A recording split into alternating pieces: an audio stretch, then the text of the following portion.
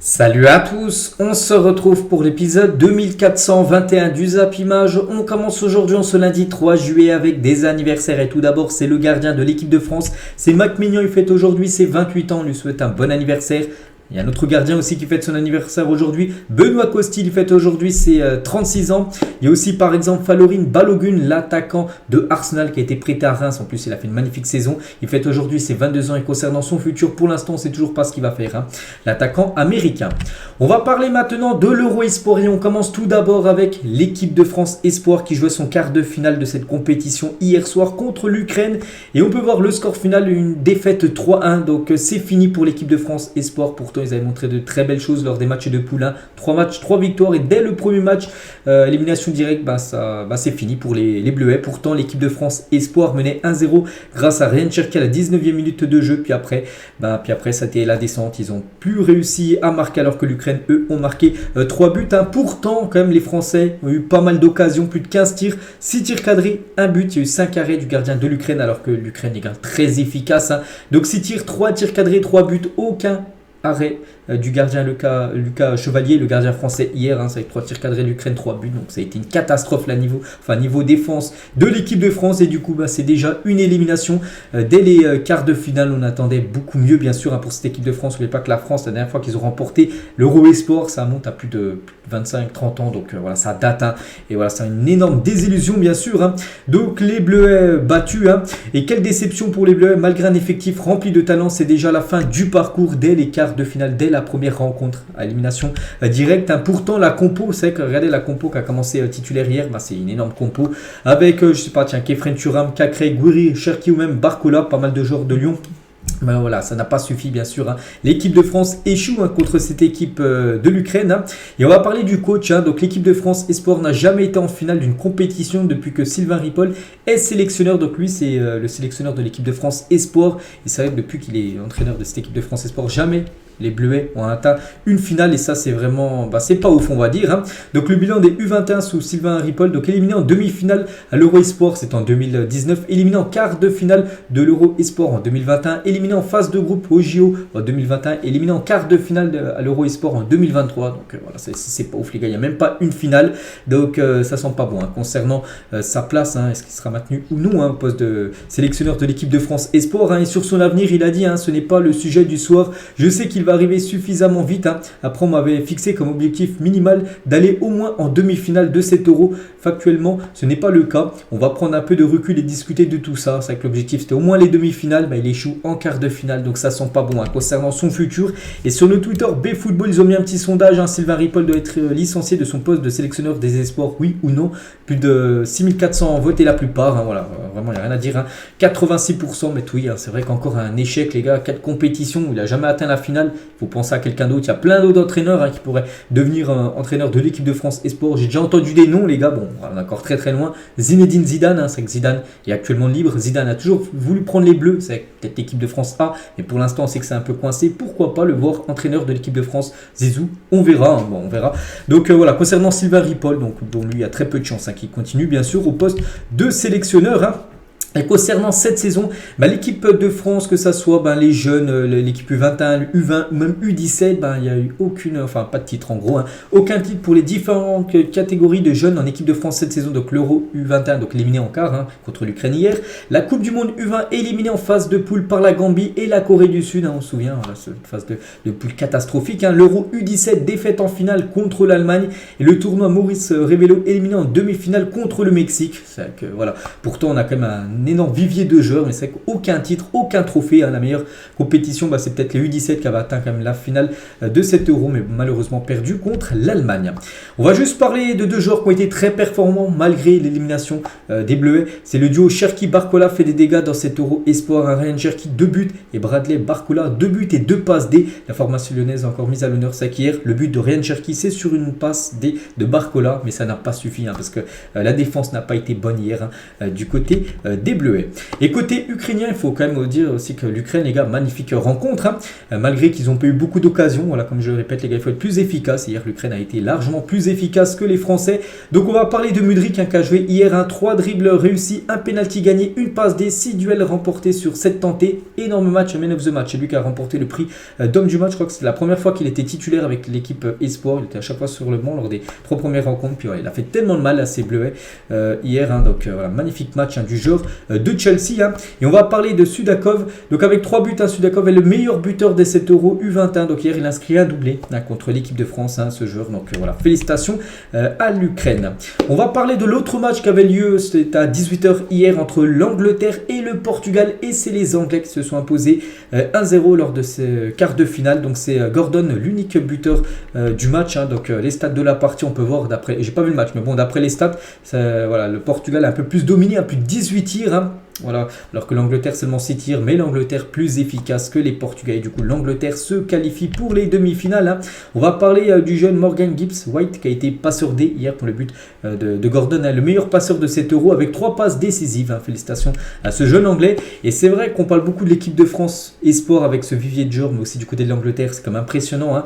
Donc cette équipe anglaise a aussi un sacré effectif avec quelques noms bien connus, hein, comme Curtis Jones, hein, genre de Liverpool, Madueke, genre de Chelsea, Gordon, tiens, genre de Newcastle qui a été buteur hier, hein. Angel Gomez, Ramsey, Emile Smith-Rowe, le genre de Arsenal, même Cole Palmer, un genre de Manchester City, hein, ça qui est aussi du très très lourd. Hein. Voilà, génération aussi dorée, hein, du côté de l'Angleterre. On continue avec les autres matchs. On va aussi parler des rencontres de samedi. L'Espagne contre la Suisse. Hein, donc 2-1 pour les Espagnols. Du coup, voilà, dans ce quart de finale. Du coup, c'est l'Espagne qui affrontera l'Ukraine. Hein, ça peut faire un Espagne-France. Hein, du coup, ça fera Espagne-Ukraine en demi-finale. On peut voir les stats de la partie. Hein. Donc l'Espagne, voilà, domine, hein, comme cette équipe suisse. Hein. Et l'autre match, les gars, c'était entre la Géorgie et Israël. Donc 0-0, ça s'est joué au tir au but. Et c'est Israël qui a été meilleur lors de cette séance de tir au but que la Géorgie, et du coup l'Israël se qualifie, hein, pour ces demi-finales de l'Euro Esport. Donc voilà les 4 résultats du week-end, hein, pour cette compétition de l'Euro Esport, et du coup les 4 équipes qualifiées. Du coup le programme, donc Israël contre l'Angleterre, c'est le 5, donc c'est après-demain, ça sera 18h. Il y aura Espagne contre l'Ukraine, ça sera après-demain à 21h concernant ces 2 demi-finales de cet Euro Espoir. On va parler aussi de la Coupe d'Afrique des Nations U23 qui se joue aussi actuellement. Hein. On commence tout d'abord avec le Niger contre le Mali, et le Mali s'est imposé 2-0 dans cette rencontre. Hein. L'homme du match c'est Doumbia, les gars, donc félicitations au Mali qui gagne et surtout qui se qualifie. Le Mali est parmi les demi-finalistes pour la première fois lors d'une Coupe d'Afrique des Nations U23. Jamais ils avaient été dans le dernier carré, on peut dire, chose faite, hein, pour cette équipe du Mali. Félicitations à eux. Et il y a aussi le Gabon contre l'Égypte, hein, victoire aussi 2-0 de l'Égypte. Donc c'est Mahmoud Saber, l'unique, le joueur du match, on va dire. Hein. Donc félicitations à lui, félicitations à son équipe. Hein. Et les Pharaons, donc l'Égypte, hein, sont qualifiés. C'est la 3e demi-finale pour l'Égypte en 4 éditions. Hein. Donc voilà, souvent au rendez-vous, on va dire, hein, des demi-finales de cette CAN U23. Donc du coup les 2 résultats de ce week-end, hein, donc 2 victoires, 2-0, et du coup on connaît le programme des demi-finales. Le Maroc, pays organisateur, contre le Mali, c'est le 4, donc c'est demain les gars à 21h, et il y a l'Égypte contre la Guinée à 18h également demain. Donc voilà les 2 rencontres de cette compétition U23. Et un petit rappel les gars concernant les Jeux Olympiques l'année prochaine, parce que les 3 premiers seront directement qualifiés pour les Jeux Olympiques de Paris 2024. Donc en gros les 2 équipes qui iront en finale, et l'équipe qui gagnera le match de la 3e place, donc voilà 3, et l'équipe qui perdra le match de la 3e place, on peut dire. Le 4e sera barragiste face à une nation non africaine. Donc voilà, bien sûr, concernant les équipes africaines qui seront aux Jeux Olympiques de Paris l'année prochaine. On va parler aussi de la Gold Cup, hein, vous savez, cette compétition sur le continent nord-américain. Hier, le Mexique contre le Qatar. Donc là, c'est un match, la FUT champion, hein, vous savez, sur FIFA, parce que là, regardez, le Mexique, ils ont perdu. Mais le Mexique a eu plus de 25 tirs, 6 tirs cadrés, aucun but, 76% de possession de balle. Ils n'ont pas réussi à marquer un but. Regardez le Qatar, les gars, là, c'est 24% de possession de balle. Ils n'ont quasiment jamais touché le ballon. Un tir cadré, un but, 1-0. Donc voilà, le hold-up parfait, hein, pour le Qatar. De temps en temps, il y a ce genre de match. Là, ça a été le cas hier lors de ce Mexique-Qatar. Donc le Qatar est un pays invité. C'est pour ça que bien sûr le Qatar n'est pas sur le continent nord-américain. C'est pour ça qu'ils jouent cette compétition, la Gold Cup, parce qu'ils ont été invités tout simplement. Les États-Unis se sont imposés 6-0 contre Trinity et Tobago.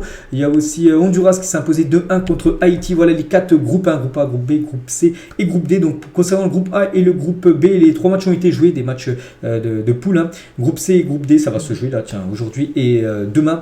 Donc voilà, c'est un peu comme le même format que l'Euro Espoir. En gros, les 2 premiers se qualifient. On va directement en quart de finale, après demi, puis après bien sûr une finale. On continue avec les infos, on va parler de Kylian Mbappé en détente à Miami. Voilà, c'est les dernières photos qu'il a mises sur ses réseaux sociaux. Kylian Mbappé actuellement toujours en vacances, bien sûr. Il doit revenir normalement à l'entraînement qui est prévu lundi prochain, dans une semaine, jour pour jour. L'entraînement du côté du PSG, il devrait être de retour au PSG. Enfin, si bien sûr il n'est pas transféré depuis, mais voilà, il fallait toujours son contrat du côté de Paris. Donc lundi prochain, de retour à l'entraînement, normalement Kylian. Enfin, je pense qu'il reviendra un petit peu après, parce que vu qu'il avait joué les matchs avec l'équipe de France, donc lui aura un peu plus de jours. Mais voilà, sinon les autres joueurs qui n'ont pas joué, par exemple avec des sélections, eux reviendront lundi prochain, que ce soit au PSG ou même le Real, le Barça, tout ça, ça reprend lundi prochain l'entraînement. Mais concernant Kylian Mbappé, voilà quelques photos de Kylian du côté de Miami. Et Mbappé, donc d'après Ramon Alvarez, donc Mbappé veut rejoindre le Real Madrid, mais avec ses conditions. Donc Mbappé, en gros, on en parle beaucoup, donc lui, bien sûr, il rêve de jouer du côté du Real, mais il aimerait toucher une prime de fidélité énorme. Je crois qu'on parle d'une prime de plus de 90 millions d'euros. Donc c'est pour ça qu'on ne sait pas. On ne sait pas ce qu'il va faire. Et voilà, Félix Diaz, qui est aussi un journaliste espagnol, a dit: des sources du Real Madrid me disent que Kylian Mbappé ne rejoindra pas le Real dès cet été. Donc Mbappé mérite un gros bonus en restant au PSG. Je vous ai dit, passé cet été en septembre. Donc en gros, s'il continue, il va toucher une prime de fidélité. Je vous ai dit qu'il peut monter à plus de 90 millions d'euros du côté de Paris. Et c'est ce qui convainc vraiment Mbappé de rester. Il n'y aurait pas cette prime depuis longtemps. Je crois que Mbappé, ça aurait déjà été officiel du côté du Real, mais il veut toucher cette prime de fidélité. C'est pour ça qu'il veut rester absolument du côté de Paris. Saison prochaine, arrivée libre l'année prochaine du côté du Real Madrid. C'est pour ça que les journalistes, on va dire espagnols, disent plutôt que Mbappé devrait rester du côté du PSG pour toucher cette énorme prime d'argent. Donc après, Fabrizio Romano, lui, réagit aussi sur le cas Kylian Mbappé. Donc lui, il a dit: entre Mbappé et le PSG, rien n'a changé, renouveler ou partir, nous devons attendre leur conversation pour voir comment cela évolue. Mais voilà, Mbappé, lui, veut rester, on le sait, mais ne veut pas prolonger. Et voilà, s'il ne veut pas prolonger, il sera vendu. Mais comme j'ai dit, il aimerait toucher cette prime de fidélité. Donc voilà, vous avez vu, c'est encore très complexe le dossier Kylian Mbappé. Pourtant, il a déjà beaucoup d'argent, mais il veut vraiment toucher le jackpot là, avec cette grosse prime d'argent. Et y a-t-il un plan B pour le Real Madrid si Mbappé ne vient pas? Fabrizio Romano a répondu à cette question: je le garderai ouvert. Voyons s'il a une opportunité, mais aussi pour Mbappé, je le garderai ouvert. Je ne peux pas dire en juillet que c'est fini. Donc voilà, pour l'instant, il dit que tout reste encore ouvert. Le transfert de Mbappé du côté du Real, mais ça va être compliqué à cause de cette prime que Mbappé veut toucher. Donc voilà, on en saura beaucoup plus là dans les prochains jours concernant Kylian. On continue avec les autres infos mercato. Donc l'Olympique lyonnais aurait envoyé une offre écrite de 25 millions d'euros à Chelsea pour Christian Pulisic. Cette proposition serait à la hauteur de ce que les Blues attendraient. Voilà, de 25 millions d'euros pour Pulisic. Je sais qu'il y a aussi l'AC Milan qui est très intéressé par le joueur. Donc après, ça sera au jour de trancher. Si les deux équipes Milan et Lyon font la même proposition. Donc après, je crois qu'il a une préférence quand même pour l'AC Milan que Lyon. Christian Pulisic. Mason Mount passera sa visite médicale donc maintenant aujourd'hui, avant de signer son contrat de 5 ans plus une année en option avec Manchester United. Donc voilà. Normalement, visite médicale aujourd'hui, si tout est ok, ça pourrait être officiel dans la soirée, peut-être demain les gars, le transfert de Mountain du côté des Red Devils. Here we go pour Manor Solomon à Tottenham. Donc le joueur de Fulham passera sa visite médicale mardi, puis signera un contrat jusqu'en 2028 du côté de cette équipe de Tottenham. Voilà, ce joueur devrait débarquer là dans les prochaines heures du côté des Spurs. Le RB Leipzig a confirmé que Gvardiol veut rejoindre Manchester City. On parle d'un gros transfert à plus de 100 millions d'euros. Il pourrait devenir le défenseur le plus cher de l'histoire du football. Et voilà, imaginez déjà City qui est très très fort avec un Gvardiol en plus, les gars, un jeune joueur qui a seulement 20 ans, le futur on va dire, en défense, bien sûr, l'un des plus grands. Donc voilà, City bien sûr pourrait faire un énorme coup sur ce mercato. Un autre défenseur, c'est Jurrien Timber qui est proche de rejoindre Arsenal. L'accord entre l'international néerlandais et les Gunners devrait être bouclé dans les prochaines heures. Montant de la transaction 46 millions d'euros, bonus inclus. Voilà ce joueur que je parle comme depuis quelques jours. Donc voilà, c'est proche. Normalement dans la semaine, ça sera finalisé. Son transfert du côté des Gunners. Concernant Marcelo Brozovic du côté de Al Nassr, ça avance aussi. Donc ça devrait aussi être être officiel là certainement aujourd'hui ou demain, là, très prochainement. Bref, montant du transfert 17,5 millions d'euros que va débourser Al Nasser à l'Inter pour acheter Brozovic, qui est en fin de contrat en 2024 du côté de l'Inter. Donc salaire de 25 millions d'euros par an pour lui, contrat jusqu'en 2026, visite médicale déjà effectuée. Donc à 30 ans, le Croate va donc quitter l'Europe et rejoindre Cristiano Ronaldo du côté de cette équipe de Al Nasser, où par exemple va évoluer aussi Seko Fofana. Voilà, ils vont faire une belle équipe Al Nasser. Donc voilà, Brozovic, c'est imminent. L'agent de Dusan Vlahovic aimerait que son joueur aille au Real Madrid ou à l'Atlético Madrid, voilà, du côté de la Juve. Il pense vendre Vlahovic et voilà, son agent aimerait le placer du côté de Madrid, un des deux grands clubs du côté de Madrid, soit l'Atlético, soit le Real Madrid. Dominique Szoboszlai signe à Liverpool et portera le numéro 8, prix du transfert 70 millions d'euros. Et c'est officiel, il y avait le Rigo il y a quelques jours de Fabrizio Romano, ça y est, ça a été signé, je crois que ça a été signé hier dimanche. Donc voilà, le nouveau numéro 8 de cette équipe. N'oubliez pas que l'ancien 8, les gars, c'était Gerrard, légende, et maintenant c'est le 8. Le 8, Szoboszlai, genre hongrois du RB Leipzig, un très bon footballeur, vraiment pour moi, genre sous-côté, donc il signe 5 ans jusqu'en juin 2028. Voilà, quelques photos du joueur Szoboszlai avec ses nouvelles couleurs du côté de Liverpool. Félicitations à lui qui a avec aussi le maillot extérieur, n'oubliez pas de Liverpool. Saison prochaine, de gros transferts bien sûr pour les Reds de Liverpool. Arrivé à Galatasaray durant l'été 2022 en provenance de Manchester United, Juan Mata a annoncé ce dimanche, donc hier, son départ du club du Galatasaray, pourtant qui a fini premier du championnat. Donc il a inscrit 3 buts et délivré une passe D en 18 matchs de Super League. Bon, après le bilan n'est pas ouf quand même. Bon, après il a quand même 35 ans, Juan Mata. Donc voilà, c'est officiel, il quitte cette équipe du Galatasaray pour l'instant. On ne parle pas de prendre retraite pour Juan Mata, ce serait plutôt continuer sa carrière pour l'instant. Il n'y a pas une équipe, on va dire, qui sort du lot concernant son futur. Âgé de 45 ans, quand même Buffon, disposerait d'une enveloppe d'un club d'Arabie Saoudite, un contrat de 2 saisons, 15 millions par saison. Il peut toucher le jackpot, lui qui évolue actuellement du côté de Parme. En série B, peut-être il prendra son dernier gros contrat et surtout un gros contrat niveau salaire, parce que je ne pense pas qu'il touche 15 millions par saison du côté de Parme, même pas du tout, ça va être même peut-être 10 fois moins, peut-être aux alentours des 2 millions, peut-être il va toucher du côté de Parme, donc il pourra toucher 15 millions du côté de l'Arabie Saoudite. Buffon, donc affaire à suivre.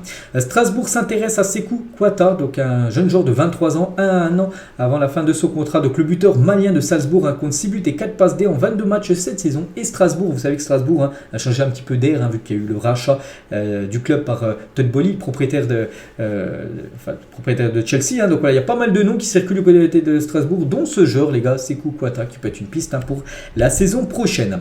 Montpellier serait proche de signer le gardien international bosnien Belmin Dizdarevic. Bon, je le connais pas, mais voilà, Montpellier pourrait faire venir ce gardien. Toujours avec les gardiens, Gauthier Gallon va signer du côté de Rennes, il va quitter 3 direction Rennes, et le gardien actuellement du côté de Rennes, la doublure de Mandanda, donc Alemdar, donc lui va signer à 3 en gros échange, on va dire, entre Rennes et 3 concernant ces deux gardiens.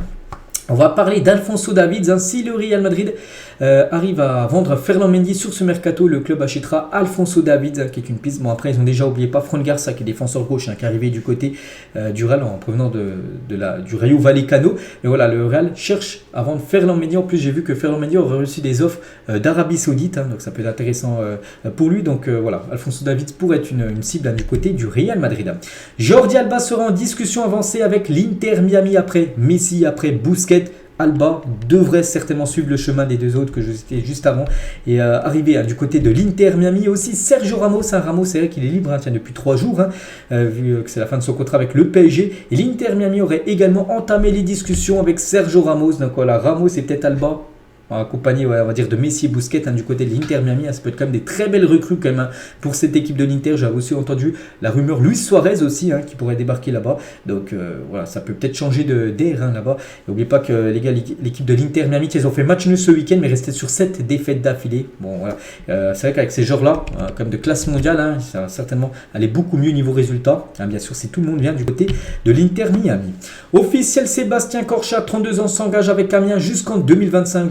Il y a quelques jours, qui quittait officiellement cette équipe de Nantes après 3 ans passés à Nantes, et du coup il rejoint officiellement l'équipe de Amiens pour 2 ans. Sébastien Corchia, ancien joueur par exemple de Séville.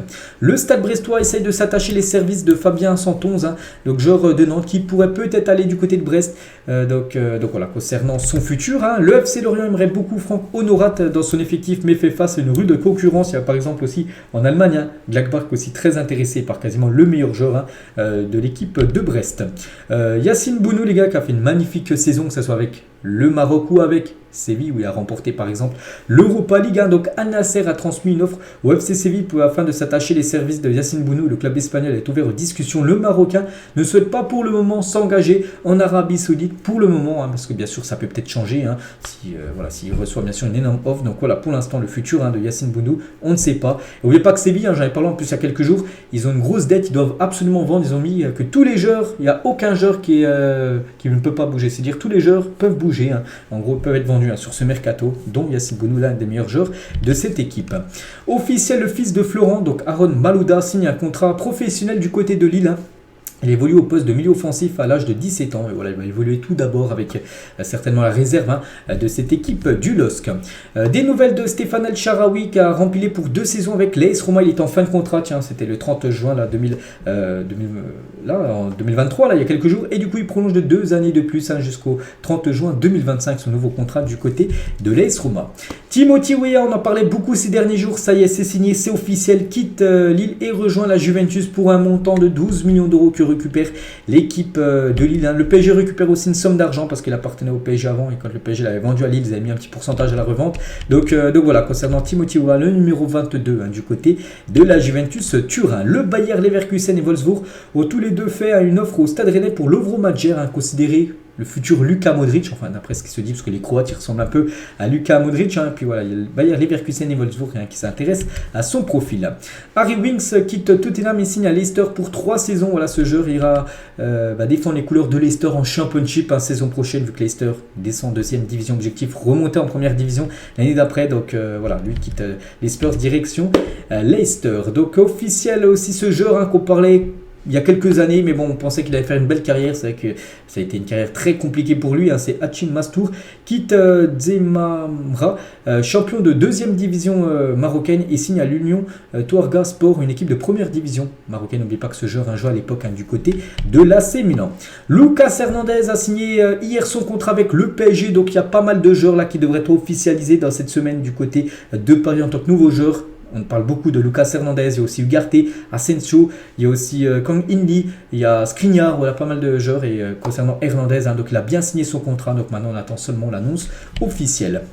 On va parler aussi de quelques infos coach, parce que bien sûr aussi le mercato entraîneur est officiel. Patrick Kluivert devient le nouvel entraîneur de l'Adana Demirspor, 4e du championnat turc la saison dernière. Donc voilà, Patrick Kluivert reprend du service.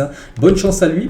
Officiel aussi, Jorge Jesus est de retour sur le banc de Al Hilal. Le technicien portugais avait déjà entraîné le club saoudien lors de la saison 2018-2019. Mais là, on sait que Al Hilal a changé comme de dimension depuis que les clubs saoudiens recrutent quand même pas mal de joueurs.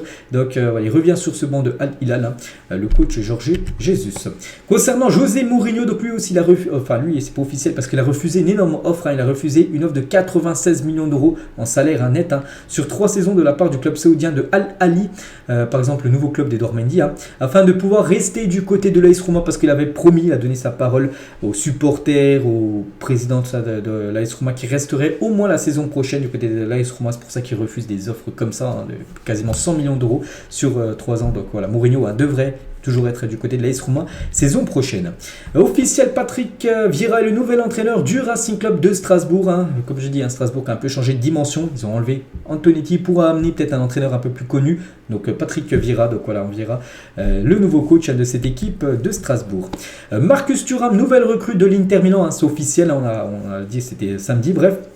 Je suis vraiment heureux d'être ici. Aujourd'hui est un grand jour. J'avais l'habitude de regarder la Serie A quand j'étais petit et j'ai vu beaucoup de champions.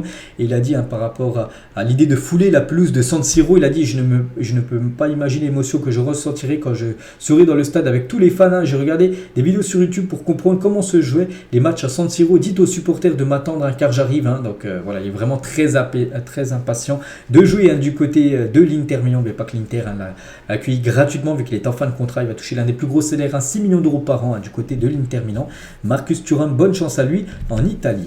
Riyad Mahrez, Kyle Walker, Ruben Dias, Cancelo hier au mariage de Bernardo Silva. Donc voilà, pas mal de joueurs de Manchester City. On peut voir aussi Jorge Mendes là qui est juste à côté entre Cancelo et Bernardo Silva qui est l'agent bien sûr Jorge Mendes. Bref, donc voilà, pas mal de joueurs de Manchester City au mariage de Bernardo Silva ce week-end. Donc voilà, on félicite lui et sa nouvelle femme bien sûr pour leur mariage. Et concernant Bernardo Silva et son futur, futur, hein, parce que là il est avec ses copains de Manchester City, mais pas sûr, hein, qu'il soit toujours du côté de City saison prochaine. Et Silva, les gars, aurait reçu une offre de 930 000 euros là on parle par semaine, hein, donc voilà, c'est des sommes folles, hein. Près de 9 fois son salaire actuel, hein, donc voilà, de la part de Al Hilal, hein. Les Saoudiens proposent également 80 millions d'euros à Manchester City pour recruter le Portugais, vu qu'il est encore sous contrat, hein, encore 2 ans du côté de City, donc bien sûr il faut déjà payer son transfert. Donc voilà, Al Hilal est prêt à proposer 80 millions d'euros et à lui proposer 930 000 euros par semaine, hein, 9 fois son salaire. Je sais pas si vous vous rendez compte, les gars, c'est fou. C'est vrai qu'il est annoncé du côté de Paris, mais vraiment avec des sommes comme ça peut le faire réfléchir. Et peut-être s'il va, les gars, peut-être, hein, pourrait filer du côté de Al Hilal, hein. Donc maintenant c'est à lui de prendre sa décision. Des photos de quelques jours en vacances, comme Cristiano Ronaldo qui profite de ses vacances pendant la pause estivale, hein. Voilà, Cristiano bien sûr avec 2 de ses enfants, parce qu'on voit qu'il a 5 enfants en tout, hein, Cristiano Ronaldo. Dybala aussi en vacances à New York actuellement, hein, Paulo Dybala, avant de reprendre l'entraînement, la pré-saison bien sûr avec l'équipe de l'AS Roma là dans quelques jours, hein. Vini Junior lui aussi en vacances, hein, du côté, je crois qu'il est du côté de Miami aux États-Unis. Vini Junior avec ses amis, voilà, quelques photos du joueur du Real Madrid. Kurt Zouma aussi qui s'est essayé au golf pendant ses vacances, donc lui aussi, hein, doit être actuellement du côté des États-Unis. Concernant Lacazette et Umtiti, profite des vacances pour passer du bon temps ensemble. Regardez, c'est sur la story Instagram de Umtiti. On peut voir Umtiti avec Lacazette. N'oubliez pas que Lacazette reste à Lyon, et Umtiti est actuellement libre, hein, vu qu'il y a eu son départ, hein, résiliation de contrat du côté du Barça. Pourquoi pas revoir aussi Umtiti du côté de Lyon saison prochaine, hein, c'est totalement envisageable. Et tiens, toujours avec l'équipe de Lyon, un ancien joueur de Lyon, l'ancien Lyonnais Maxwell Cornet a obtenu son master, donc bac+5 quand même, hein, en business administration à l'école de commerce de Lyon, hein, malgré qu'il est quand même footballeur professionnel, hein, il gagne beaucoup d'argent vu qu'il joue, je sais plus où il joue, Burnley je crois. C'est pas marqué, je crois que s'il joue à Burnley, hein. Bon, il touche comme un gros salaire, mais il a quand même continué ses études pour avoir ce diplôme, hein. Donc on le félicite bien sûr à Maxwell Cornet. Paul Pogba est de retour à l'entraînement avec la Juventus Turin. N'oubliez pas que Paul Pogba, il lui reste encore un an de contrat, hein, du côté de la Juventus, hein, malgré une saison très compliquée à cause de beaucoup de blessures, mais il était de retour. Voilà, ces derniers jours à l'entraînement du côté de la Juventus Turin, Paul Pogba.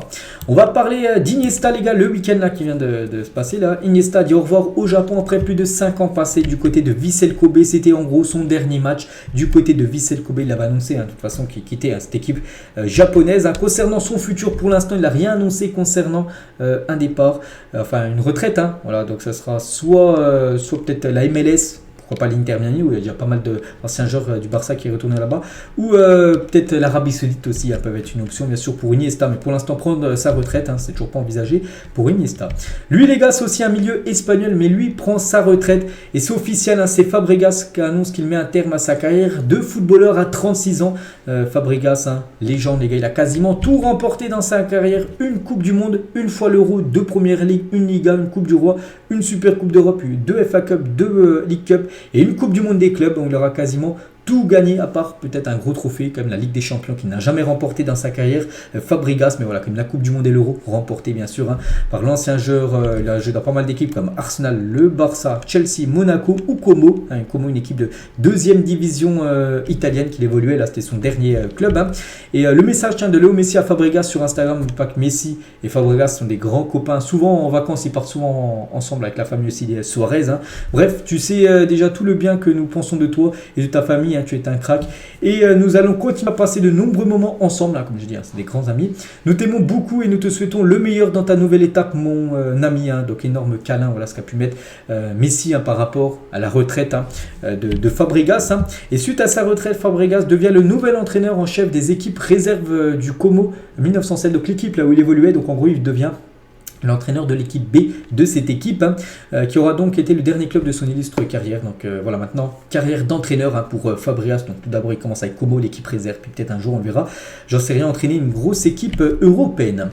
Kondogbia, les gars, sous ses nouvelles couleurs, on sait qu'il a été recruté par l'équipe de Marseille. Voilà, Kondogbia avec le nouveau maillot, c'est pas de l'OM, c'est d'être, enfin si c'est le maillot de l'OM, mais pas le maillot de match, le maillot peut-être d'entraînement de l'Olympique de Marseille. Donc voilà, Kondogbia bien sûr, hein, qui a signé 4 ans, hein, du côté de Marseille, et peut-être le prochain maillot de l'OM pourrait ressembler à ça, parce que c'est vrai qu'il n'a toujours pas été dévoilé, un nouveau maillot de l'OM. Pratiquement plein d'équipes de Ligue 1 ont déjà dévoilé leur maillot domicile, pas Marseille, hein. Donc voilà, il pourrait ressembler certainement à ça parce que il a été déjà, enfin il a fuité, on va dire, voilà ce maillot, hein, donc toujours couleur blanc, toujours sponsorisé par Puma avec un nouveau sponsor, un Cazzo. C'est fini, avec Cazzo avait du mal à payer, que ce soit Marseille, Lille ou même Valence, hein, qui avait aussi sponsor comme Cazzo. Donc c'est fini. Donc maintenant ça sera CMA-CGM, c'est une plateforme de conteneurs, de bateaux, d'avions, tout ça. Donc voilà, c'est eux maintenant normalement les nouveaux sponsors du côté de Marseille. Et toujours les gars, on finit cet épisode toujours avec un maillot.